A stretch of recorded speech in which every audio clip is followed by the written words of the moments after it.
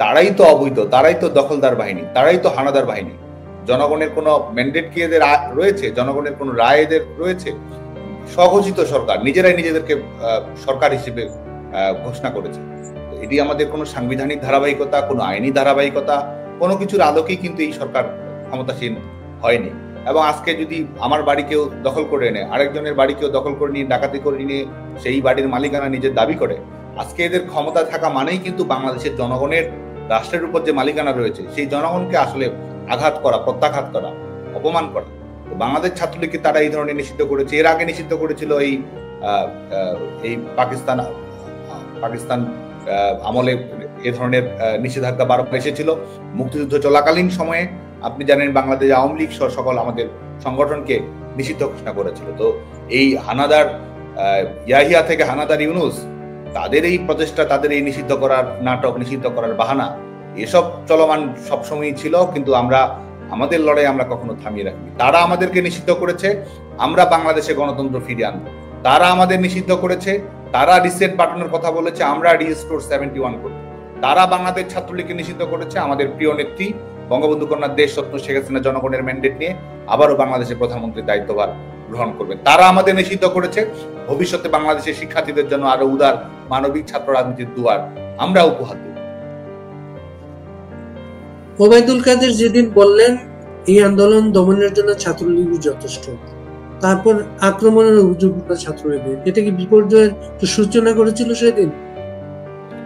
দেখুন, আমরা শুরু থেকেই সহিংসতা এড়ানো আমাদের অন্যতম লক্ষ্য ছিল। কারণ আমাদের নেত্রী বঙ্গবন্ধু কন্যা দেশরত্ন শেখ হাসিনা, তিনি এই শিক্ষার্থীদের সমস্যাটি সমাধানের জন্য রাষ্ট্রীয়ভাবে সিদ্ধান্ত গ্রহণ করেছেন, পলিসিগতভাবে তিনি সিদ্ধান্ত গ্রহণ করেছিলেন। এবং যেহেতু এটি আদালতের বিষয়, স্বাভাবিকভাবে আদালতে কোনো না কোনো ভাবে বিষয়টি এসেছে। তো একজন রাষ্ট্রীয় দায়িত্বে যিনি রয়েছেন, তিনি কি বিচার বিভাগে হস্তক্ষেপ করবেন? তিনি কি বিচার বিভাগে সিদ্ধান্ত আরোপ করবেন? এই সমস্যার একটি সমাধান, সেটি তাৎক্ষণিক সমাধান এবং দীর্ঘমেয়াদী সমাধান, দুটোই কিন্তু শেখ হাসিনা সরকার করার চেষ্টা করেছিল। এবং ছাত্রলীগ শিক্ষার্থীদের সমস্যার সমাধান করা, 11 জুলাই থেকে বাংলাদেশে কোটা নেই, তো শিক্ষার্থীদের সমস্যার তো আপৎকালীন সমাধান হয়েছে। দীর্ঘমেয়াদী যেটি সমাধান রয়েছে, তাহলে তো বিচার বিভাগের স্বাধীনতায় সম্পূর্ণ হস্তক্ষেপ করতে হয়। তো সে কারণেই সেই রাজনীতিটি কিন্তু আমরা এগিয়ে নিয়ে যাওয়ার চেষ্টা করেছি, সরকার সেই জায়গা থেকে ভূমিকা পালন করার চেষ্টা করেছে। এবং সহিংসতা এড়ানো, আজকে রাজনৈতিক বক্তৃতা নানা সময় নানা মাত্রিকতায় আসে, বাংলাদেশের এটি পলিটিক্যাল রেটরিকের ব্যবহার, এটি বাংলাদেশে হয়ই। কিন্তু এটি যে সাংগঠনিক সিদ্ধান্ত, এটার যে লিটারালি মিনিং রয়েছে, সবসময় কিন্তু সবকিছু সেভাবে হয়ও না। এবং এই আপনি দেখুন যে বাংলাদেশে এই বিশেষ করে 1 জুলাই থেকে যখন কর্মসূচি শুরু হলো, 1 জুলাই থেকে টানা 14 জুলাই বাংলাদেশে কোথাও কিন্তু কোনো অনাকাঙ্ক্ষিত ঘটনা ঘটেনি। এটিও কিন্তু বাংলাদেশে অনেকে ভুলে যায় একটি বিরল দৃষ্টান্ত। তারা কর্মসূচি পালন করেছে, বাংলাদেশ ছাত্রলীগ কোটা সংস্কারের দাবিতে কর্মসূচি পালন করেছে, অন্যান্যরা কর্মসূচি পালন করেছে, শান্তিপূর্ণভাবে কর্মসূচি পালন করেছে, কোথাও কেউ বাধা দেয়নি, একজন শিক্ষার্থী কোথাও কেউ আক্রান্ত হয়নি। সবখানেই তারা উস্কানিমূলক কর্মকাণ্ড পরিচালনা করার চেষ্টা করেছে, প্ররোচনা দিয়েছে, আঘাত করার চেষ্টা করেছে। অনেক জায়গায় আক্রান্ত হয়েও বাংলাদেশ ছাত্রলীগ কিন্তু চুপ থেকেছে, কারণ আমরা জানি যে তারা এটিকে কেন্দ্র করেই রাজনীতিকে ভিন্ন খাতে নিয়ে যাবে এবং পরবর্তীতে তাদের যে কর্মকাণ্ডগুলো তারা বাস্তবায়িত করেছে, শিক্ষার্থীদের লাশ ফেলে দেয়া এবং সেই লাশের দায় সরকারের উপর চাপিয়ে দিয়ে নিজস্ব স্বার্থ হাসিল করা, সেইটি ছিল তাদের লক্ষ্য। তো সে কারণে আমরা স্বাভাবিকভাবেই সচেতন ছিলাম। এবং আপনি দেখুন যে এই আন্দোলনের প্রথম যে সংঘাতের সূচনা ঢাকা বিশ্ববিদ্যালয়ে, এবং এর আগেও অন্যান্য খানেও কিছু ঘটনা ঘটেছে, কিন্তু সেখানেও কিন্তু আমি এর আগে পুরো ঘটনাটি ব্যাখ্যা করেছি। যে আপনি জানেন যে 14 জুলাই যখন একটি নন ইস্যু, রাজাকার ইস্যুকে নিয়ে আসা হলো এবং এক ধরনের রাজাকারকে বৈধতা দেওয়ার মতো স্লোগান দেয়া হলো, এবং শিক্ষার্থীরা কিন্তু এটি কখনো কোনো অবস্থাতেই মেনে নেয়নি। কিন্তু যেহেতু আন্দোলনের একটি গতি ছিল, সেটির কারণে হয়তো সবসময় সব কথাগুলো সামনে আসেনি। কিন্তু 15 তারিখেও যদি আপনি দেখেন, 15 জুলাই তারা 15 জুলাই যে কর্মসূচি দিয়েছে, সেই কর্মসূচিও কিন্তু দিয়েছে উস্কানিমূলকভাবে। ভোরবেলা কর্মসূচি ঘোষণা করেছে, বাংলাদেশ ছাত্রলীগের কর্মসূচি রয়েছে, সেই জায়গায় তারা কর্মসূচি দিয়েছে ভোরবেলা আকস্মিকভাবে ঘোষণা দিয়ে। এবং শুধু সেখানেই শেষ না, তারা কর্মসূচি ঘোষণা করেছে, তখনও আমরা কিন্তু কখনো যেন মুখোমুখি না হয়, কোনো অপ্রীতিকর অনাকাঙ্ক্ষিত ঘটনা না ঘটে, সেই লক্ষ্যে কিন্তু আমরা সচেতন থেকেছি। তাদের কর্মসূচি শেষ হওয়া পর্যন্ত আমরা অপেক্ষা করেছি। এবং 15 জুলাই যখন তারা কর্মসূচি দেয়, খুব বেশি শিক্ষার্থী কিন্তু সেখানে যায়নি, বিশেষ করে ঢাকা বিশ্ববিদ্যালয়ের কিছু সংখ্যক শিক্ষার্থী এবং আশপাশের কিছু শিক্ষা প্রতিষ্ঠানের 400-500 শিক্ষার্থী সেদিন রাজু ভাস্কর্যে সমবেত হয়েছিল। এবং আমরা মধুর ক্যান্টিনে অপেক্ষা করছি, তারা তাদের কর্মসূচি শেষ করবে, 12টার কর্মসূচি তারা শেষ করলে আমরা সেখানে যাব, যাতে করে কোনো অনাকাঙ্ক্ষিত ঘটনা কোনো অবস্থাতেই না ঘটে। সেখান থেকে তারা করলো কি, 15 জুলাই তারা দুপুর 12টার কর্মসূচি 3:30-4টা বেজে যায়, কর্মসূচি শেষ করে না, কারণ তারা চাচ্ছিল যে একটা পরিস্থিতি তৈরি হোক। এবং তারপরে যখন সেটিও হচ্ছে না, যখন বাংলাদেশ ছাত্রলীগ তার আশপাশেও যাচ্ছে না, তখন তারা রাজু ভাস্কর্য থেকে ঢাকা বিশ্ববিদ্যালয়ের আবাসিক হলগুলোর অভিমুখে তারা যাত্রা শুরু করলো। এবং এই ঢাকা বিশ্ববিদ্যালয়ের বিজয় একাত্তর হল, বঙ্গবন্ধু হল, মুক্তিযোদ্ধা হল, কবি জসিমউদ্দিন হল, এই প্রত্যেকটি হল অভিমুখে তারা যখন যায় রাজু ভাস্কর্য থেকে, তখনই কিন্তু তারা লাঠি ছোটা, অস্ত্রশস্ত্র সেসব নিয়েই কিন্তু রওনা দিয়েছে। এবং এটির media footage, video, live video কিন্তু সবখানে রয়েছে। এবং সেখানে তারা প্রবেশ করে এবং সেখানে ঢাকা বিশ্ববিদ্যালয়ের অনেক, বিশেষ করে ছাত্রলীগের কর্মীরা অনেকে ছিল, সাধারণ শিক্ষার্থীরা অনেকে ছিল। ছাত্রলীগের কর্মীরা তাদেরকে দেখে বরং যেহেতু তারা একটা উদ্দেশ্য প্রণোদিত ভাবে যাচ্ছে, এটা ক্যাম্পাসে যারা রাজনীতি করে সবাই জানে, ক্যাম্পাসের প্রত্যেকটি শিক্ষার্থী, বিশেষ করে ঢাকা বিশ্ববিদ্যালয়ের শিক্ষার্থীরা তো অবশ্যই জানে যে এই সংঘাতের সূচনা কিভাবে হয়েছে। তো তখন তারা গিয়ে তারা বিশেষ করে নিচে যারা ছিল তাদেরকে মারধর করেছে, ইট পাটকেল নিক্ষেপ করেছে, উস্কানিমূলক স্লোগান দিয়েছে এবং যাকে যেখানে পেয়েছে সে অবস্থায় আক্রমণ করার চেষ্টা করেছে, যাতে করে একটি পরিস্থিতি তারা তৈরি করতে পারে।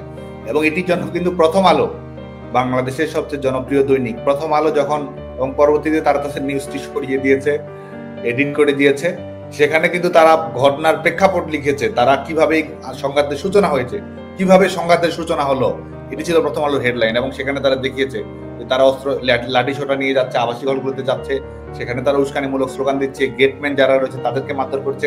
ছাত্রলীগের বেশ কয়েকজন কর্মী বিজয় একাত্তর হলে আঘাতের শিকার হয়েছে, ব্যাপক মারধরের শিকার হয়েছে, মাথা পর্যন্ত একেবারে চরমভাবে আক্রান্ত হয়েছে। বেশ কয়েকজন শিক্ষার্থী যখন মুক্তিযোদ্ধা হল, বিজয় একাত্তর হলে, বিশেষ করে জসিমউদ্দিন হল, বঙ্গবন্ধু হলে, প্রত্যেকটি হলে তারা চেষ্টা করছিল পরিস্থিতি তৈরি করার। বিজয় একাত্তর হলে গিয়ে তারা সেটি সাকসেসফুলি তাদের সেই প্ল্যানটি বাস্তবায়ন করে, সেখানে আক্রান্ত করে এবং আক্রান্ত হওয়ার পরে স্বাভাবিকভাবে কিছু ক্রিয়া প্রতিক্রিয়া ঘটে এবং সেটির মাধ্যমে তারা এই পরবর্তী নাটকটি মঞ্চস্থ করে। কারণ তারা দেখছিল, কারণ যেহেতু 11 জুলাই একটি সমাধান হয়েছে, শিক্ষার্থীরা কিন্তু স্বাভাবিকভাবে নিজেকে বিরত রাখার চেষ্টা করছিল। শিক্ষার্থীরা তো দেখছিল যে আপৎকালীন সমাধান হয়েছে, ভবিষ্যতে যদি এটি নিয়ে আপিলেট বিভাগ থেকেও হয়তো প্রত্যাশিত রায় না আসতো, শিক্ষার্থীরা আবারও আন্দোলনে নামতো, হয়তো এটি সত্য। কিন্তু শিক্ষার্থীরা কিন্তু তাৎক্ষণিকভাবে সেই সময়ের জন্য যথেষ্ট, যে একটি সমাধান তো হয়েছে, তারা সেটি চেয়েছে, এটি বিচার বিভাগ এবং সরকার এবং বাংলাদেশ ছাত্রলীগ সংগঠন হিসেবে রেসপন্সিবল রোল প্লে করে একটি ফলাফল নিয়ে এসেছিল। তো সে কারণেই তারা তাদের আন্দোলনকে এক ধরনের টিকিয়ে রাখার জন্য, আন্দোলনের লাইফ সাপোর্ট দেওয়ার জন্য, কারণ তারা পূর্ব নির্ধারিত সিদ্ধান্ত ছিল যে কোটা সংস্কার আন্দোলনের জনপ্রিয়তা রয়েছে, এই বিচার বিভাগীয় সমস্যাটি তৈরি আছে, তো এটির জন্য তারা সব ধরনের প্রস্তুতি আসলে গ্রহণ করেছিল। তাদের আন্দোলনকে ভিন্ন খাতে প্রবাহিত করার একটি রাস্তা তারা নির্ধারণ করেছিল, সেটি হচ্ছে সহিংসতা।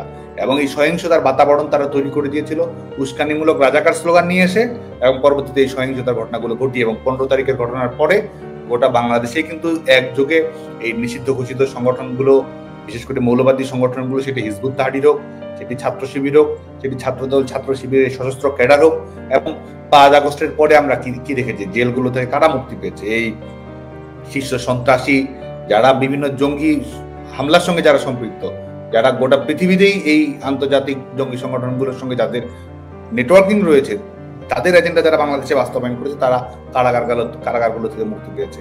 আমাদের বিভিন্ন জায়গায় থেকে গ্যাংগুলোকে তারা কিভাবে ব্যবহার করছে, এবং এটি ব্যবহার করার মাধ্যমে শিক্ষার্থীরা মিছিল করেছে, সেখানে আশপাশে হয়তো আওয়ামী লীগও নেই, ছাত্রলীগও নেই, পুলিশও নেই, সেখানে তারা মৃত্যুর কোলে ঢলে পড়ছে, গুলি করা হয়েছে এবং কিভাবে স্নাইপার রাইফেল ইউজ করা হয়েছে, এটা করা হয়েছে।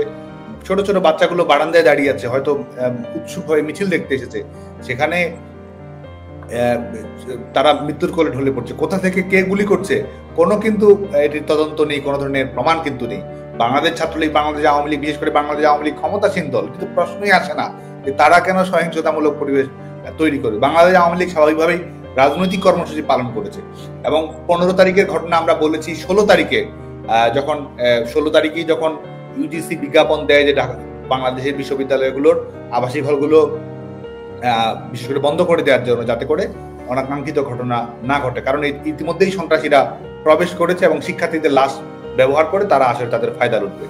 16 তারিখ ইউজিসি প্রজ্ঞাপন দেয় এবং ঢাকা বিশ্ববিদ্যালয়, আপনি জানেন যে আমরা আহ্বান জানিয়েছিলাম বিশ্ববিদ্যালয়কে আবাসিক হলগুলো আগেই বিশেষ করে বন্ধ করে দেওয়ার জন্য, কারণ আমরা দেখেছি যে পরিস্থিতি সেদিকেই নিয়ে যাচ্ছে। শিক্ষার্থীদের লাশ তারা ফেলবে এবং শিক্ষার্থীদের লাশ ফেলেই তারা রাজনীতিকে ভিন্ন দিকে নিয়ে যাবে, যেটি আলটিমেটলি তারা গোটা বাংলাদেশেই ব্যাপকভাবে বাস্তবায়ন করেছে। ঢাকা বিশ্ববিদ্যালয় সেটি তারা বাস্তবায়ন করতে চেয়েছিল। 16 তারিখেই আমরা মূলত বাংলাদেশ ছাত্রলীগের কর্মীদের কাছকে এটিকে বলে দেওয়া হচ্ছে ছাত্রলীগকে ক্যাম্পাস থেকে বিতাড়িত করেছে, এটা করেছে সেটা করেছে। ছাত্রলীগ তো ক্যাম্পাসে কারো মুখোমুখি হয়নি, বিতাড়িত করার প্রশ্ন হয়ে আসে। বরং আমরা যদি সাংগঠনিক শক্তি আমাদের কি ছিল না ছিল সেটি বাংলাদেশ ছাত্রলীগের কর্মী, বাংলাদেশের সাধারণ শিক্ষার্থীরা অবশ্যই জানে। 16 তারিখেও সহিংসতা এড়ানোর জন্য আমরা বাংলাদেশ ছাত্রলীগের কর্মীদেরকে আহ্বান জানিয়েছি। প্রত্যেকটি বিশ্ববিদ্যালয়ে আমরা কিন্তু আনুষ্ঠানিকভাবে বলেছি যে সবাই যেন আবাসিক হলগুলো ছেড়ে দেয়, যেহেতু ইউজিসি এক ধরনের বিজ্ঞাপন 16 তারিখেই দিয়েছে, সরকারি সিদ্ধান্ত তারা জানিয়ে দিয়েছে। 17 তারিখ ঢাকা বিশ্ববিদ্যালয়ে সকাল 11টায় সিন্ডিকেট মিটিং হওয়ার কথা, সেই সিন্ডিকেট মিটিং সকাল 11টায় হবে। তার মানে বিশ্ববিদ্যালয় ইতিমধ্যেই সরকারিভাবে বন্ধ ঘোষিত হয়েছে। বিশ্ববিদ্যালয়ে যেহেতু ঢাকা ইউনিভার্সিটি অর্ডার 73 বিষয় আশয় রয়েছে, সে কারণে তারা নিজস্ব মিটিং করে এটি বাস্তবায়িত করতে চেয়েছে। যদিও এটি আমি মনে করি যে এটি সঠিক সিদ্ধান্ত ছিল না, কিন্তু তারপরেও সে কারণে সকাল 6টা 7টার দিকে যখন তারা 4-5 ঘন্টা পরে ইতিমধ্যেই ছাত্রলীগের ছেলেমেয়েরা হল ছেড়ে দিয়েছে এবং 4-5 ঘন্টা পরে আনুষ্ঠানিকভাবে বিশ্ববিদ্যালয় কর্তৃপক্ষই বন্ধ করতে যাচ্ছে, তো যখন তারা মুখোমুখি হতে গিয়েছে বিশেষ করে অস্ত্রশস্ত্র নিয়ে, বাইরের ক্যাডারদের নিয়ে, তারা এক ধরনের পরিস্থিতি তৈরি করতে চেয়েছে। সন্ধ্যা ভোরবেলা সকালবেলা তারা বিশ্ববিদ্যালয় আবাসিক হলগুলোর যে গঠন কাঠামো এবং তাদের যে লক্ষ্য, আমরা তো সুস্পষ্ট বুঝতে পারছি যে বিশ্ববিদ্যালয় একটা লাশ পেলে তারা এই ঢাকা বিশ্ববিদ্যালয়কে সরকার পতনের আন্দোলনের ভর কেন্দ্র হিসেবে পরিণত করতে চায়। তো তাদের পাতা ফাতে কে পা ফেলবে? এবং একই সঙ্গে আমাদের নেত্রী, তিনি সেই সময় কিন্তু প্রত্যেকটা মুহূর্ত সহিংসতা এড়ানোর জন্য সর্বোচ্চ চেষ্টা করে গেছেন এবং সেদিনও তিনি বলেছেন যে তারা তো সেই কাজই করবে, লাশ ফেলবে, এটা করবে সেটা করবে, সরকারের উপর চাপিয়ে দিবে, ছাত্রলীগের উপর দায় চাপিয়ে দিবে। বিশ্ববিদ্যালয় যেহেতু বন্ধ হচ্ছেই, ইতিমধ্যেই বন্ধ হয়েছে, ঢাকা বিশ্ববিদ্যালয় সিন্ডিকেটের মাধ্যমে যেহেতু বন্ধ হচ্ছে, তাহলে তো তাদের মুখোমুখি হওয়ার কোনো প্রয়োজন নেই। কোনো সহিংসতার ঘটনা যেন না ঘটে, ঢাকা বিশ্ববিদ্যালয়ে কোনো অনাকাঙ্ক্ষিত ঘটনা যেন না ঘটে, সেটিও কিন্তু এই 16 তারিখের সিদ্ধান্ত ছিল।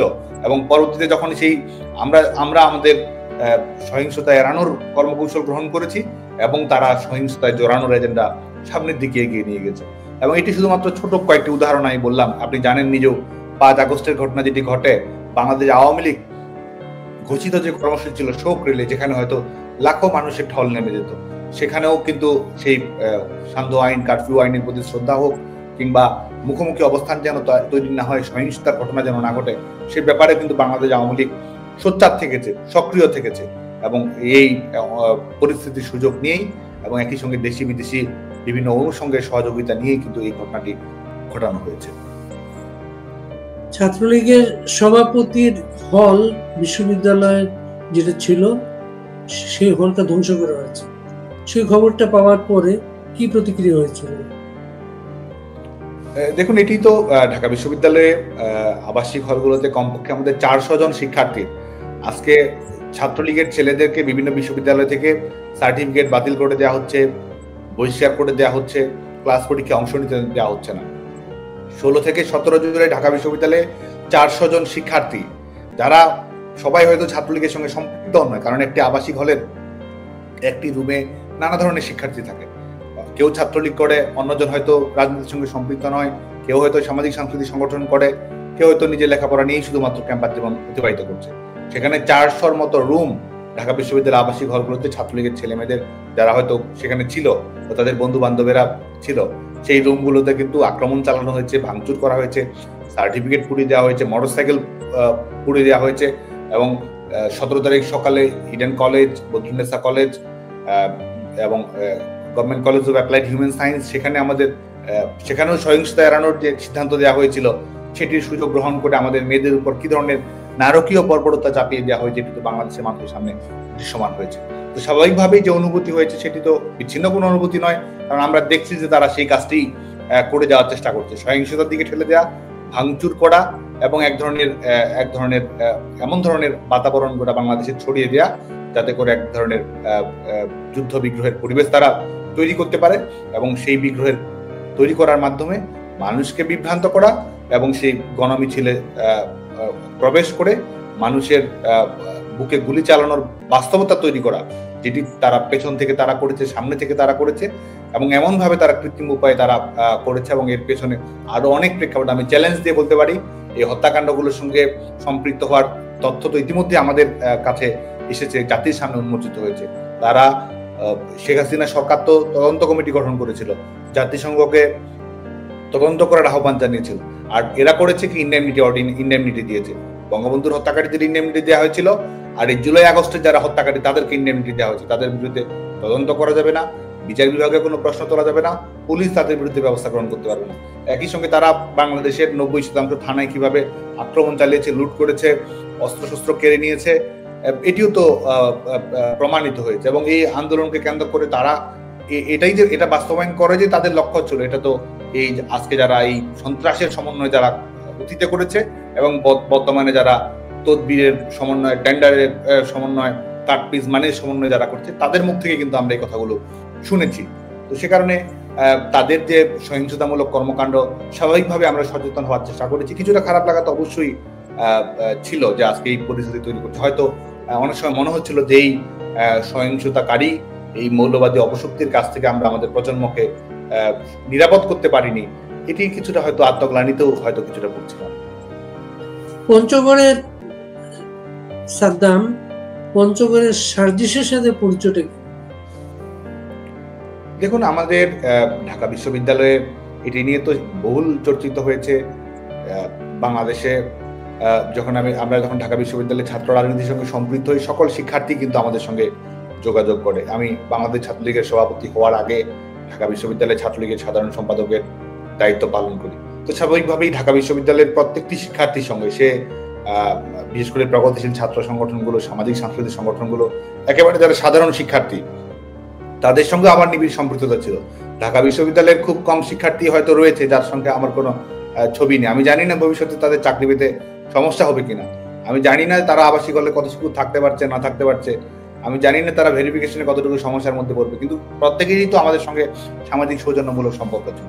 তো সেক্ষেত্রে আপনি সার্জিসের যে কথাটি বললেন, তো স্বাভাবিকভাবেই বাড়ি যেহেতু পঞ্চগড়ে, ঢাকা বিশ্ববিদ্যালয়ে আমি দায়িত্ব পালন করেছি, তো যোগাযোগ কিন্তু স্বাভাবিকভাবেই তৈরি হবে। সেটা শুধুমাত্র একজন সার্জিস নয়, এরকম হাজারজন সার্জিসের সঙ্গেই তো আমাদের পরিচয় তৈরি হয়েছে, যোগাযোগ হয়েছে, কথা হয়েছে।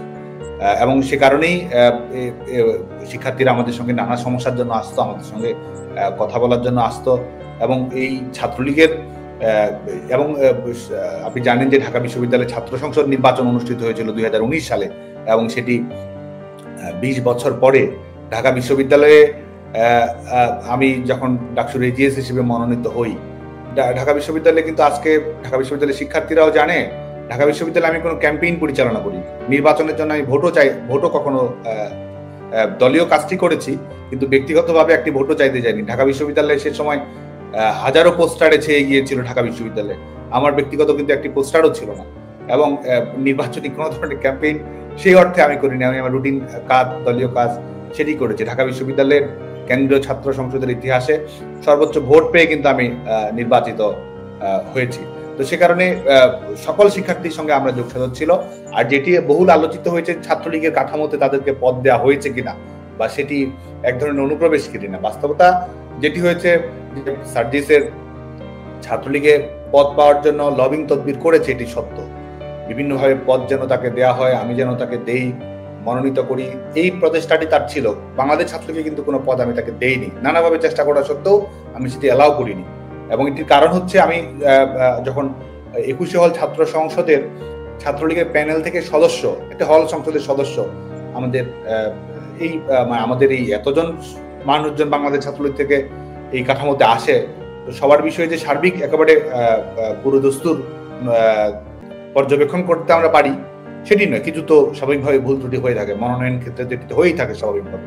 তো একটি হল সংসদের সদস্যও তো অনেকজন থাকে, 12-13 জন মতো আমাদের একটি হলের প্যানেল থাকে, সদস্য সেখানে থাকে কমপক্ষে 6-7 জনের মতো সদস্য থাকে, তাকে সদস্য মনোনয়ন দেওয়া হয়েছিল। এবং তার বিশেষ করে আমার জায়গা থেকে আমি যেটা দেখেছি যে তার রাজনৈতিক পরিচয়, বিশেষ করে পারিবারিক রাজনৈতিক পরিচয় আওয়ামী লীগের সঙ্গে সম্পৃক্ততা, তার বাবার যে রাজনৈতিক পরিচয় রয়েছে, আওয়ামী লীগের রাজনৈতিক পদবিও রয়েছে।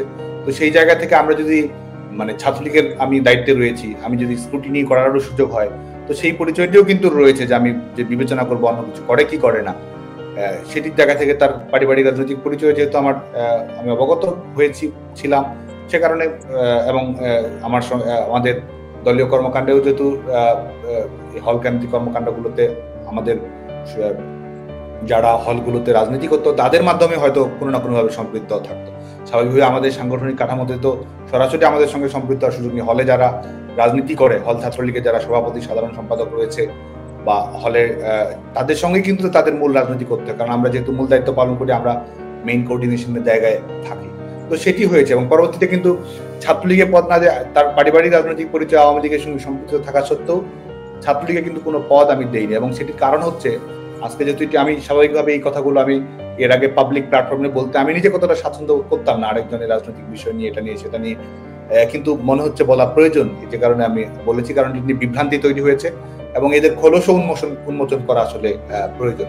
তো একই সঙ্গে পরবর্তীতে আমি তার সামাজিক যোগাযোগ মাধ্যমে কিছু লেখালেখি দেখেছিলাম, বিশেষ করে আমার নজরে এসেছিল কিংবা কেউ নজরে দিয়েছিল, আমাদের কেউ না কেউ হয়তো দিয়েছিল, সেখানে বিশেষ করে নারীদের স্বাধীনতা, নারীদের পোশাক নিয়ে এক ধরনের ট্রল করা, যেটি আসলে পক্ষান্তরে এক ধরনের বিশেষ করে উগ্রবাদিতার চাদরে নারীদের দেখা, যে কি পোশাক পরবে কি না পরবে, নারীদের স্বাধীনতা কতটুকু থাকবে না থাকবে, এক ধরনের মোরাল পুলিশিং এর পক্ষে এক ধরনের জাস্টিফিকেশন, সেটি আমার নজরে এসেছিল। পলিটিক্যাল ইসলামের প্রতি এক ধরনের সমর্থন, সেটিও কিন্তু আমার নজরে এসেছিল, কারণ একটি ছেলে মেয়ের দৃষ্টিভঙ্গি কেমন সেটি তো তার রাজনৈতিক চিন্তা ভাবনা থেকে আপনি পরিষ্কার হবেন। স্বাভাবিকভাবে আমার মনে হয়েছে যে তার পরিচয় যেটি হোক না কেন, এবং যে নিজে থেকে যতই সক্রিয় থাকার চেষ্টা করুক না কেন, যতই লবিং তদবির করার চেষ্টা করুক না কেন, এই দৃষ্টিভঙ্গি তো আমাদের রাজনৈতিক আমাদের যে সবার রাজনৈতিক আদর্শ পুরোপুরি শতভাগ একই রকম হবে সেটি নয়, কিন্তু এটি তো যায় না শুধুমাত্র বাংলাদেশ ছাত্রলীগের সঙ্গে কেন, এটি প্রগতিশীল রাজনীতির সঙ্গেই যায় না। বাংলাদেশের ছাত্র রাজনীতির চরিত্র, সেটি ছাত্র শিবির বাদ দিয়ে বাংলাদেশের ছাত্র রাজনীতির ওভারঅল যে চরিত্র রয়েছে, সেই চরিত্রের সঙ্গে যায় না যে আপনি নারীদের স্বাধীনতার বিপক্ষে কথা বলছেন, নারীদের কি পোশাক পরবে না পরবে সেটি আপনি যখন নির্ধারণ করে দিচ্ছেন, মোরাল পুলিশিং এর পক্ষে যখন আপনি সাফাই গাইছেন, পলিটিক্যাল ইসলামের পক্ষে যখন আপনি চূড়ান্ত রকমের এক ধরনের সমর্থন প্রকাশ করছেন, যেটি আমরা ধর্মীয় স্বাধীনতায় সম্পূর্ণ আমরা শ্রদ্ধা করি, কিন্তু যখন সেটি ধর্মকে ব্যবহার করে যখন রাজনৈতিক ফায়দা নেওয়ার ব্যাপারে আপনি এক ধরনের জাস্টিফিকেশন দিচ্ছেন, তখন কিন্তু আমি স্বাভাবিকভাবেই আমার কাছে যে নিজে থেকেই যে সিদ্ধান্তটি এসেছে যে আমাদের সাংগঠনিক কাঠামোতে অন্তর্ভুক্ত হওয়ার সুযোগ পাওয়া উচিত নয়, সে কারণেই কিন্তু নানাভাবে লবিং তদবির, নানাভাবে এটা সেটা চেষ্টা করা সত্ত্বেও একটা হল ছাত্রলীগের পদের জন্য, কোনো পদই সামান্য নয়, হল ছাত্রলীগের একটি পদের জন্য ঘোরাফেরা করেছে, এটা করেছে সেটা করেছে, আমি কিন্তু এলাও করিনি। আমার জায়গা থেকে যখন সচেতন থাকার সুযোগ হয়েছে, যখন সিদ্ধান্ত নেওয়ার সুযোগ এসেছে বিদ্যমান বাস্তবতায়, সেই সিদ্ধান্ত কিন্তু আমি গ্রহণ করেছি। এবং আজকে দেখুন, আজকে তারা এটা বলছে সেটা বলছে, আজকে অতীতে আমাদের রাজনীতিতে তোষামোদী ছিল না সেটা বলবো না, আগে এরা এই 5 আগস্টের আগে কাদের তোষামোদী করেছে, সেটি তো এদের প্রকৃত রাজনৈতিক চরিত্র এদের কি, সেটিও তো একটি সেলফি তোলার জন্য, ছাত্রলীগের একজন কর্মীর সঙ্গে সেলফি তোলার জন্য তারা ব্যতিব্যস্ত ছিল, ছাত্রলীগের একজন সাধারণ কর্মীর সঙ্গে একটি ফটো ফ্রেমে থাকার জন্য তারা ব্যতিব্যস্ত ছিল। আজকে তারা এই সংস্কারের কথা বলছে, এটা বলছে সেটা বলছে। তো আমরা তো এদের অতীত জানি, এবং একই সঙ্গে আজকে দেখুন এই মুখের যেটা তাদের দৃষ্টিভঙ্গি, কখন আজকে তারা যে কথা বলছে 10 দিন 20 দিন পরে যে তাদের কথা বদলে যাবে না, গিরগিটির মতো তাদের যে রং বদলে যাবে না, এটি কিন্তু বলার কোনো কারণ নেই। এই আমাদের জাতির পিতা বঙ্গবন্ধু শেখ মুজিবুর রহমানকে নিয়ে কি ধরনের কথা তারা বলেছে, 5 আগস্টের পরে তারা কি ধরনের কথাবার্তা বলছে, আরো কয়েকদিন পরে তারা কি বলবে, এটি তো কারো কাছেই, এটি তো কোনো ধরনের স্থিরতার পরিচয় নয়, এটি তো কোনো আদর্শিক দৃষ্টিভঙ্গির পরিচয় নয়, এটি তো কোনো সততার পরিচয় নয়। তো আমরা মনে করি যে এই খোলসগুলো তো আজকে হয়তো এই আজকে ক্ষমতার দাপট এবং মিডিয়ার নিয়ন্ত্রণ কিংবা এই রাষ্ট্রীয় বাহিনীকে ব্যবহার করার কারণে আমাদের শিক্ষার্থীরা সরাসরি কিছু বলছে না, কিন্তু বাংলাদেশে যারা সাধারণ শিক্ষার্থী রয়েছে তারা কিন্তু আড়ালে আড্ডালে যা বলার ঠিকই বলে। সার্জিস কিন্তু আপনাদের সাথে প্রধানমন্ত্রী শেখ হাসিনার সাথে দেখা করতে গিয়েছিল, সেই ছবিও আছে, সার্জিসের জীবনের বক্তব্য ভিডিও আছে, এবং সেই জীবন এবং সেটিকে তারা বলেছে তার জীবনের স্বপ্ন একটি, তো আজকে সেই স্বপ্ন কিভাবে দুঃস্বপ্নে পরিণত হয়ে গেল, তো এবং আজকে যে স্বপ্নটি দেখছি ভবিষ্যতে যে সেটি আবার কোন দুঃস্বপ্নে পরিণত হবে না, এটি কিন্তু কোনো গ্যারান্টি নেই। তো এই ধরনের রাজনৈতিক চরিত্রকে বাংলাদেশের মানুষ দীর্ঘমেয়াদে কখনই গ্রহণ করবে বলে মনে করি। সার্জিস আজকে পঞ্চগড়ে যাচ্ছে, মিটিং করছে, সে আগামীতে এমপি হবে, এমন একটা আগ্রহ প্রকাশ পাচ্ছে এসব। আর সার্জিস একদিন যার সাথে সেলফি তোলার জন্য উন্মুখ হয়ে বসে থাকতো, সে সাদ্দাম হোসেন আজকে কোথায়? এটা নিয়ে কি বলবেন? না, এটা তো প্রশ্নই আসে না। আমাদের শুধুমাত্র আমরা ছাত্রলীগের কর্মী হিসেবেই প্রচন্ড গৌরব অনুভব করি, এবং আমাদের যে লড়াই আছে, যে সংগ্রামে আমরা রয়েছি। আমরা রাজনীতি কেন করি? আমরা কি পদ পদবীর জন্য রাজনীতি করেছি, বা আমি এই পদে আসবো এটিকে আমার জানা ছিল? আসলে তো আমার সত্যিকার অর্থে জানা ছিল না।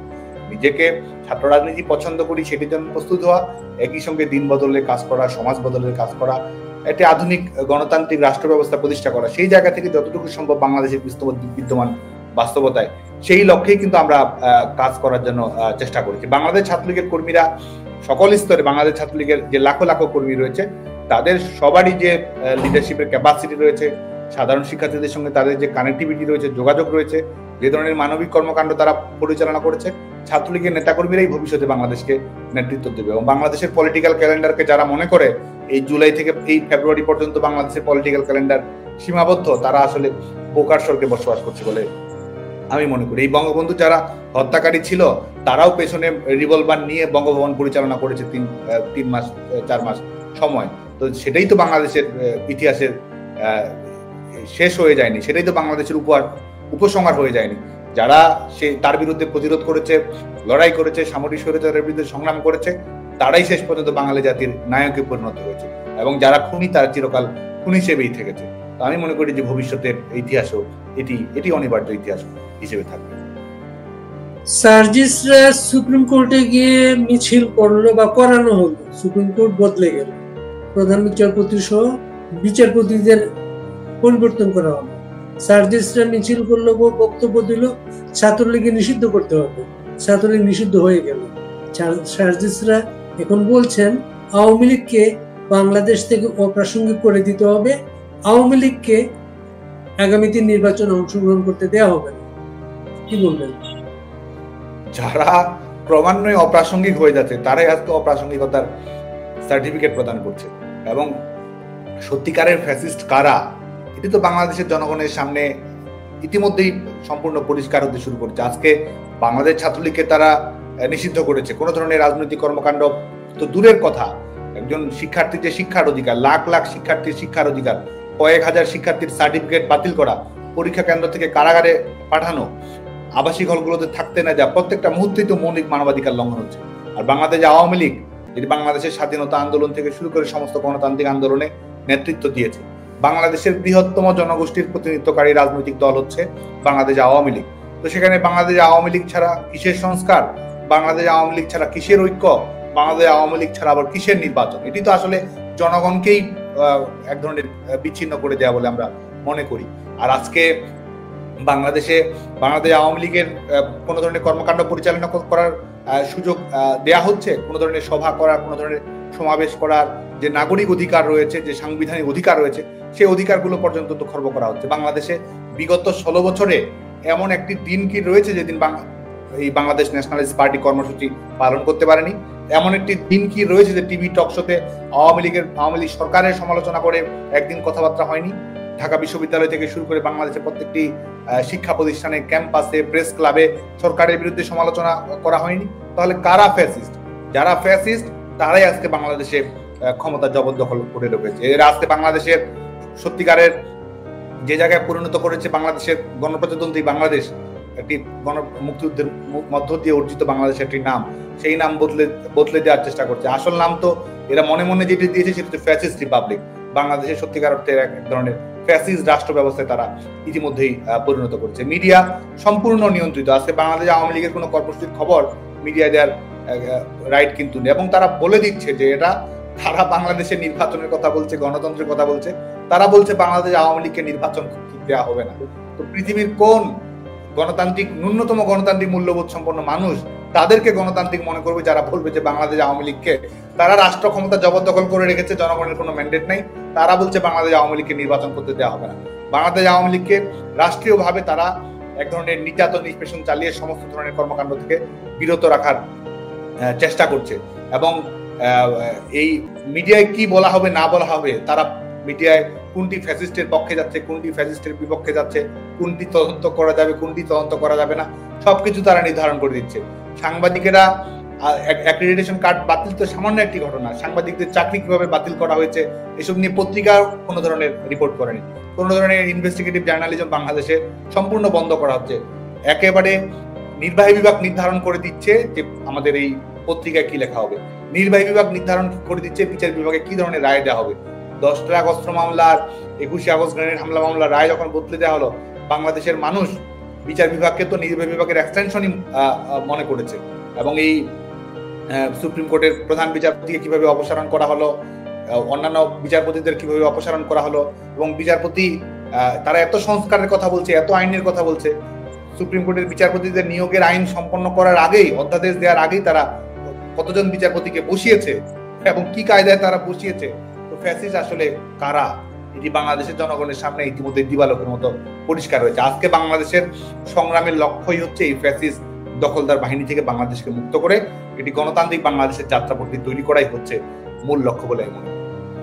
আপনি আইন বিভাগের ছাত্র ছিলেন ঢাকা বিশ্ববিদ্যালয়ে, আপনার সাবেক শিক্ষক আসিফ নজরুল এখন উপদেষ্টা, তিনি বলেছেন তাদের মূল লক্ষ্যটা হচ্ছে, মূল কাজটা হচ্ছে শেখ হাসিনার বিচার করা, এবং মার্চ থেকে বিচারটা শুরু করবেন। তারা কি বলবেন আপনার শিক্ষকের উদ্দেশ্যে?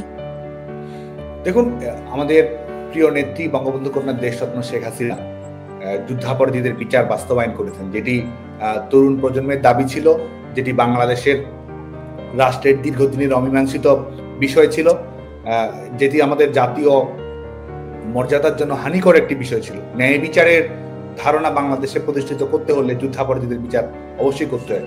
আমাদের নেত্রী বঙ্গবন্ধু কন্যা দেশরত্ন শেখ হাসিনা দেশি বিদেশি সমস্ত চা উপেক্ষা করে যুদ্ধাপরাধীদের বিচার বাস্তবায়ন করেছেন। যারা স্বাধীনতা বিরোধী এবং যারা মুক্তিযুদ্ধ চলাকালীন সময়ে গণহত্যার সঙ্গে সম্পৃক্ত থেকেছে, মানবতা বিরোধী কর্মকাণ্ডে যারা সম্পৃক্ত থেকেছে, তাদের বিচারিক যোগ করি। আমরা যারা এই আন্দোলনের সাথে ছিলাম দীর্ঘদিন ধরে, যুদ্ধবাদী বিচারের আন্দোলন, এই আন্দোলন বিচারের স্বপ্ন দেখতাম আমরা, বিচার যে হবে এটা আসলে বিশ্বাস করতাম না। এটা কিন্তু সম্ভব করেছেন শেখ হাসিনা। এটাই সত্য। শেখ হাসিনা বাংলাদেশের নানা প্রজন্মের, কয়েক প্রজন্মের স্বপ্ন তিনি বাস্তবায়ন করেছেন, ঝুঁকি নিয়ে, সাহস নিয়ে এবং সততার সঙ্গে তিনি সেটি বাস্তবায়ন করেছেন এই যুদ্ধাপরাধীদের বিচার বাস্তবায়ন করার মাধ্যমে। আজকে আইসিটি ট্রাইব্যুনালে আমাদের প্রিয় নেত্রী, বাংলাদেশের জনগণের প্রিয় নেতা বঙ্গবন্ধু কন্যা দেশরত্ন শেখ হাসিনার বিচারিক প্রক্রিয়ার আওতায় যারা নিয়ে আসতে চায়, তারা আমরা মনে করি যে আমাদের বিচার বিভাগীয় প্রশাসনের সর্বোচ্চ স্তরে তারা প্রবেশ করছে, এবং এটি আমরা মনে করি যে যুদ্ধাপরাধীদের বিচার বাস্তবায়নের প্রতিশোধ হিসেবে তারা করেছে। জামায়াতের ঘোষিত নীতি ছিল এটি, যে তারা এই বিচারের তারা প্রতিশোধ গ্রহণ করবে, এবং সেই প্রতিশোধ গ্রহণের প্রক্রিয়ার অংশ হিসেবেই রাজাকার ইস্যু, শিক্ষার্থীদের লাশ ফেলা, ক্রমান্বয়ে রাষ্ট্র জবরদখল করা এবং আইসিটি ট্রাইব্যুনালে তারা এটির বিচার করার মতো এক ধরনের জাতির সঙ্গে প্রতারণা করে আজকে এই ঘটনাগুলো ঘটিয়েছে। একদিকে তারা খুনিদেরকে দায় মুক্তি দিয়েছে, ইনডেমনিটি দিয়েছে, বিচার বিভাগের তদন্ত বাতিল করেছে, এবং এই হত্যাকাণ্ডগুলোর সঙ্গে যারা সম্পৃক্ত থেকেছে, যারা বিভিন্নভাবে এটিকে ফ্যাসিলিটেট করেছে, ভূমিকা পালন করেছে, তাদেরকে কারাগার থেকে মুক্তি দিয়েছে।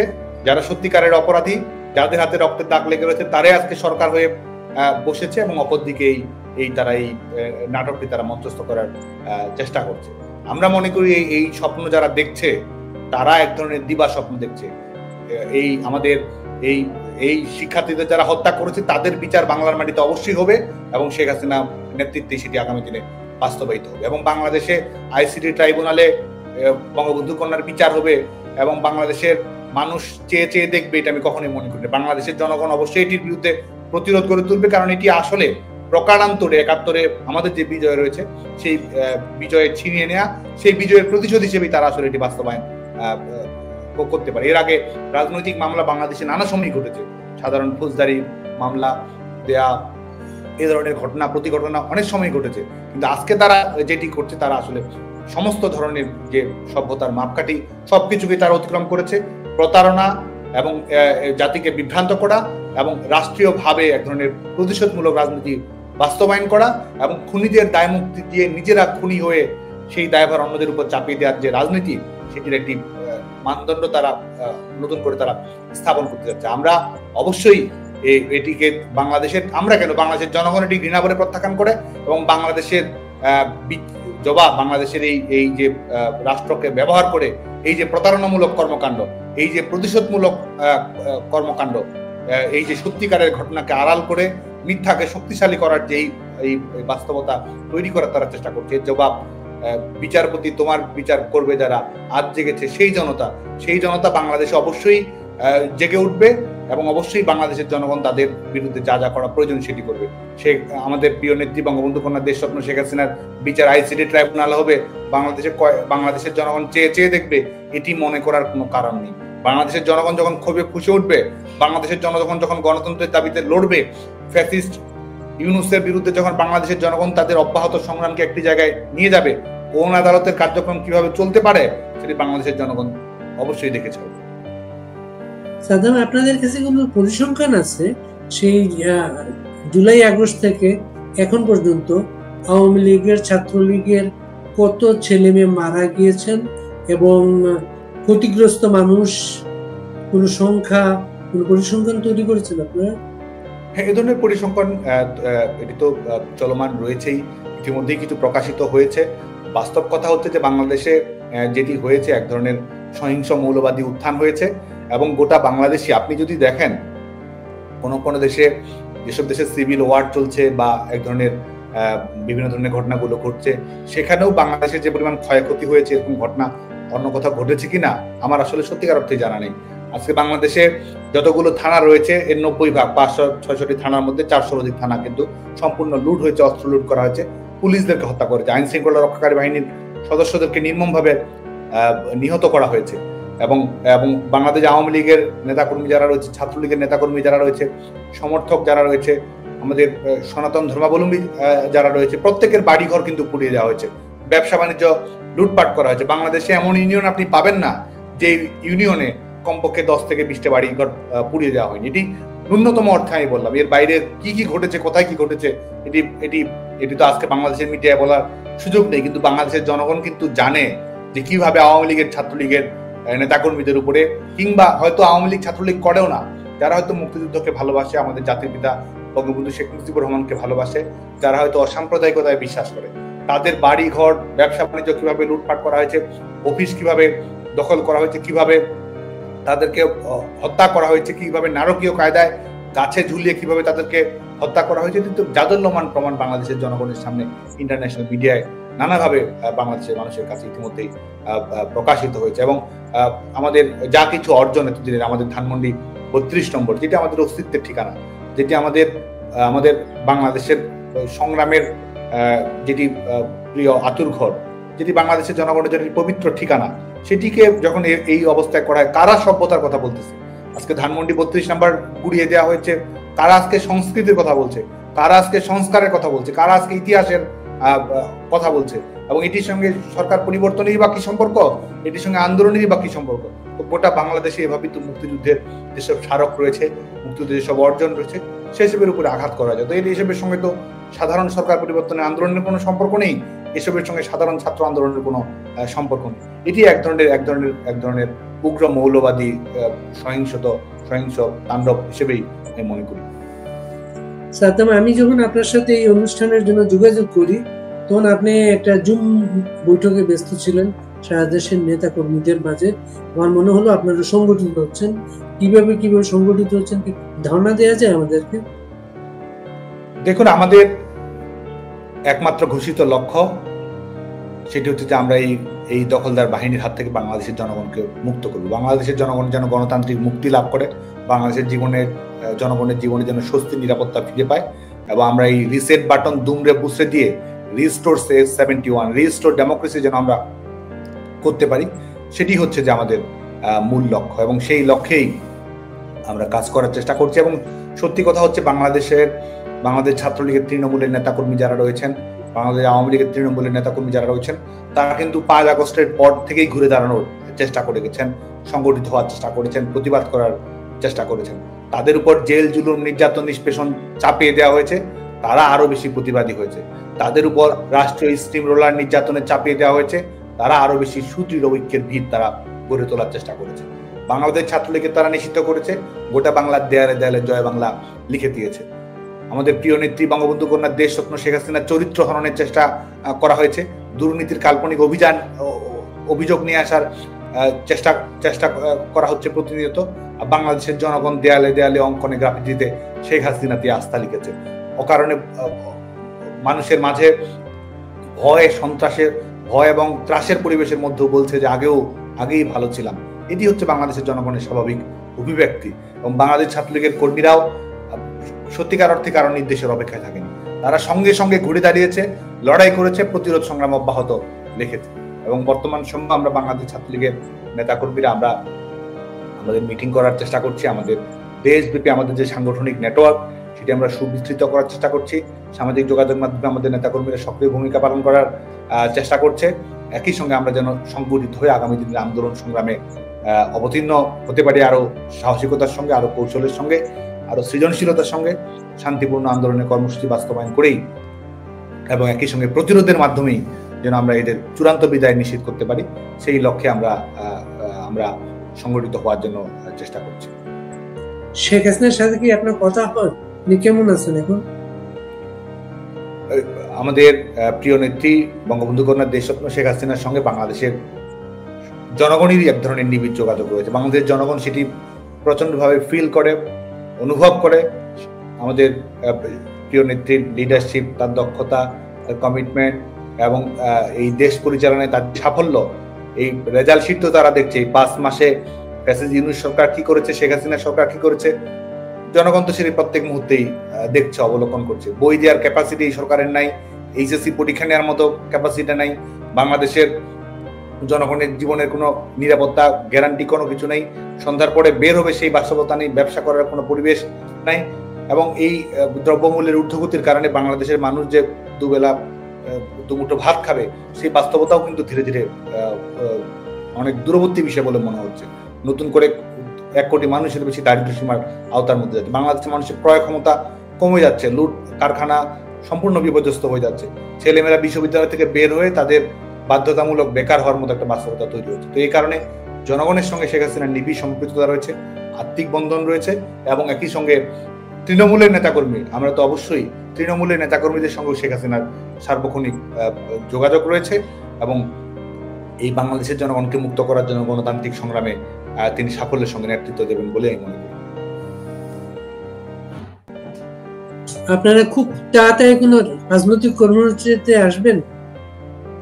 এই কর্মসূচি তো আমাদের অবশ্যই চলমান রয়েছে এবং এই জবরদখলকারী বাহিনী, এই অসাংবিধানিক অবৈধ সরকারের পতন নিশ্চিত করা, সেই লক্ষ্যেই আমরা কাজ করার চেষ্টা করছি। এবং রাজনৈতিক কর্মসূচি আমরা মনে করি যে জনগণের ক্ষোভ যেভাবে ক্রমান্বয়ে বাড়ছে, জনগণ যেভাবে প্রতিবাদী হওয়ার চেষ্টা করছে, ছাত্রলীগের ছেলেমেয়েদেরকে তারা ক্লাস পরীক্ষা নিতে দিচ্ছে না, সহপাঠীরা বাংলাদেশের বিভিন্ন শিক্ষা প্রতিষ্ঠানে তাদের বন্ধুর পাশে দাঁড়াচ্ছে, ছাত্রলীগের সহপাঠীর শিক্ষার অধিকারের কথা বলছে। দ্রব্যমূল্যের ঊর্ধ্বগতির কারণে বাংলাদেশের জনগণ ক্রমান্বয়ে ফুঁসে উঠছে। রাষ্ট্র ব্যবস্থা পরিচালনায় তারা যে ব্যর্থতার পরিচয় দিয়েছে, বাংলাদেশকে সম্পূর্ণ একটি অকার্যকর রাষ্ট্র ব্যবস্থায় পরিণত করেছে, তার বিরুদ্ধে বাংলাদেশের জনগণ সংগঠিত হচ্ছে। কৃষকের সার সংকটে ভুগছে, শ্রমিকের চাকরি নেই, বেতন থাকবে কি থাকবে না, সেই বেতন দিয়ে সংসার চলবে কিনা, সেই নিয়ে প্রত্যেকটা মুহূর্ত আতঙ্কে থাকতে হচ্ছে। আর আমাদের আইন শৃঙ্খলা রক্ষাকারী বাহিনী তারা কি ধরনের নিরাপত্তা দিবে? আইন শৃঙ্খলা রক্ষাকারী বাহিনীর সদস্যরা হত্যাকাণ্ডের শিকার হয়েছে এই উগ্রবাদী মৌলবাদী অপশক্তির হাতে, সেই পুলিশ হত্যার বিচারও যে সরকার করতে পারে না, সেই সরকার জনগণের জীবনের কি নিরাপত্তা দিবে, কি গ্যারান্টি দিবে? এটি তো বাংলাদেশের জনগণ প্রত্যেক মুহূর্তেই প্রশ্ন করছে। তো সে কারণে আমরা মনে করি যে এই সরকারের পায়ের নিচ থেকে ক্রমান্বয়ে মাটি সরে যাচ্ছে, এই সরকারের বিরুদ্ধে জনগণ ক্রমান্বয়ে প্রতিবাদী হচ্ছে, এই সরকারের কোনো আন্তর্জাতিক গ্রহণযোগ্যতাও একেবারে শূন্যের কোঠায় নেমে আসছে এবং বাংলাদেশের জনগণের যে অব্যাহত প্রতিরোধ, সেটি যদি স্ফুলিঙ্গের আকারে দাবানলের মতো ছড়িয়ে পড়ে, আমরা মনে করি যে এরাও পালানোর জায়গা পাবে না। সারা বাংলাদেশে ছাত্ররা, ছাত্রলীগের ছেলেমেয়েরা আক্রান্ত। আপনি জানেন চাঁপাইনবাবগঞ্জের নাচলে জয় বাংলা বলার অপরাধে দুজন ছেলেকে মেরে ফেলা হয়েছে। আমরা তাদের জন্য, পরিবারগুলোর জন্য তহবিল সংগ্রহ করেছিলাম। আমাদের একটা লোক গিয়েছিল নাচলে, একটা পরিবার খুবই দুর্দশাগ্রস্ত, ভয়ে তারা আমাদের সাহায্যটা গ্রহণ করে নেয়। বলেছে আমরা যদি এই টাকাটা নিয়েছি, কোনোভাবে জানাজানি হয় আমাদের তারা মেরে ফেলবে। এমন বাংলাদেশ সাদ্দাম। আপনি যদি আমরা শেষ পর্যায়ে আছেন, যদি কিছু বলার থাকে আর আপনার কর্মীদের উদ্দেশ্যে বলতে পারেন। প্রথমেই বাংলাদেশের সকল সাধারণ শিক্ষার্থীর প্রতি আহ্বান থাকবে যে আমাদের বাংলাদেশ ছাত্রলীগ কোটা সংস্কারের দাবিতে রেসপন্সিবল ভূমিকা পালন করার চেষ্টা করেছে। কোটা সংস্কার যেন হয় সেই লক্ষ্যে কাজ করেছে এবং একটি খণ্ডকালীন সমাধান বাংলাদেশ ছাত্রলীগ সেটিও সাফল্যের সঙ্গে নিয়ে এসেছে। পরবর্তীতে কি ঘটনা ঘটেছে না ঘটেছে সেটি বাংলাদেশের ছাত্র সমাজের সামনে ইতিমধ্যেই সুস্পষ্টভাবে প্রকাশিত হয়েছে। ছেলেমেয়েরা চাকরির দাবিতে আন্দোলন করেছে। আজকে নতুন কোনো চাকরির বিজ্ঞাপন নেই। আজকে রাজনৈতিক কারণে, মত প্রকাশের কারণে, নাগরিক অধিকার প্রয়োগের কারণে অনেকের চাকরি, সকল ধরনের প্রশিক্ষণ শেষ করার পরও চাকরি স্বয়ংক্রিয়ভাবে বাতিল করে দেওয়া হচ্ছে। বেসরকারি খাতে বাংলাদেশের ছেলেমেয়েদের নতুন করে চাকরির সুযোগ নেই।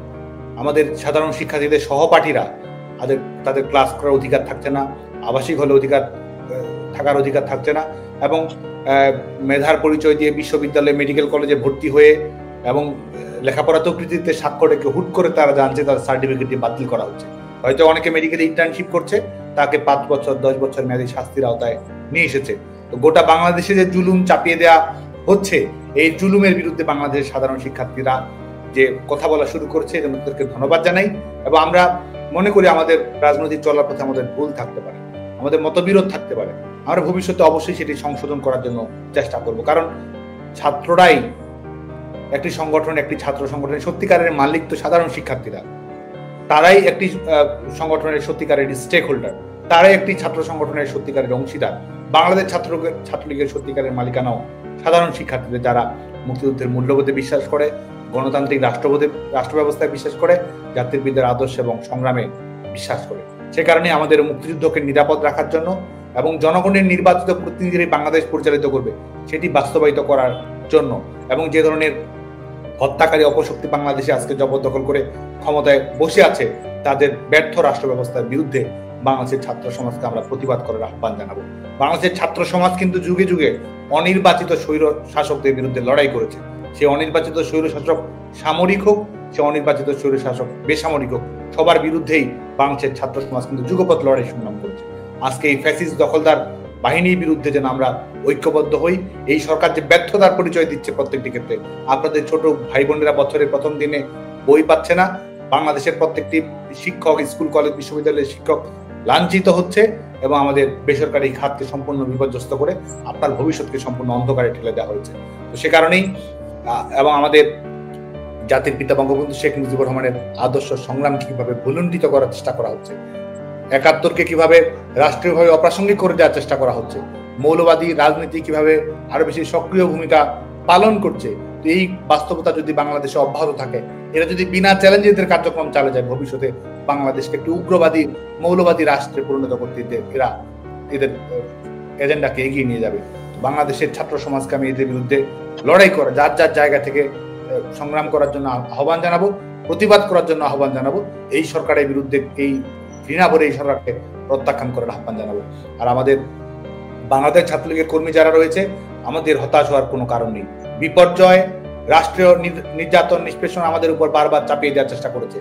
এসবের বিরুদ্ধে লড়াই সংগ্রাম করে আমরা নতুন ইতিহাস সবসময় তৈরি করেছি। আজকের দিনেও আমাদের মূল লক্ষ্য আমাদের এই বাংলাদেশের কুক্ষিগত গণতন্ত্রকে মুক্ত করা। এই ফ্যাসিস্ট দখলদার বাহিনীর হাত থেকে বাংলাদেশের জনগণের মর্যাদা রক্ষা করাই হচ্ছে আমাদের আগামী দিনের সংগ্রাম। আমাদের আগামী দিনের সংগ্রাম মুক্তিযুদ্ধকে রিস্টোর করা, গণতন্ত্র ফিরিয়ে আনা, জনগণের নির্বাচিত প্রতিনিধিরাই বাংলাদেশ রাষ্ট্র পরিচালিত করবে সেটি বাস্তবায়িত করা, এবং বাংলাদেশের প্রত্যেকটি জনগণের মৌলিক মানবাধিকার যেন ভবিষ্যতে রক্ষিত হয় গণতান্ত্রিক ক্যাম্পাস যেন আমরা তৈরি করতে পারি, শিক্ষার্থীদের স্বার্থ রক্ষায় যেন ভবিষ্যতে ভূমিকা পালন করতে পারি, সেটি বাংলাদেশ ছাত্রলীগের লক্ষ্য। আমাদের কর্মীদের অনেকের হয়তো অভিমান আছে, কিন্তু আমরা জানি যে আমাদের কর্মীরা ঘুরে দাঁড়িয়েছে, আমাদের কর্মীরা ইতিমধ্যে প্রতিবাদ সংগ্রামে অবতীর্ণ হয়েছে। আমরা জানি যে আমাদের পরিবারের নাম জয় বাংলা, আমাদের স্বজনের নাম শেখ হাসিনা, আমাদের পিতার নাম বঙ্গবন্ধু, আমাদের জীবনের নাম সংগ্রাম এবং আমাদের লক্ষ্যের নাম হচ্ছে বিজয়। বাংলাদেশ ছাত্রলীগের কর্মীরা অবশ্যই বিজয় ছিনিয়ে আনবে। অনেক ধন্যবাদ, অনেক ভালোবাসা সাদ্দাম। আগামীতে আমরা মাঝে মাঝেই বসবো এবং যখনই মনে করবেন আপনার কথা বলা দরকার, আমরা আয়োজন করব। জয় বাংলা, জয় বঙ্গবন্ধু।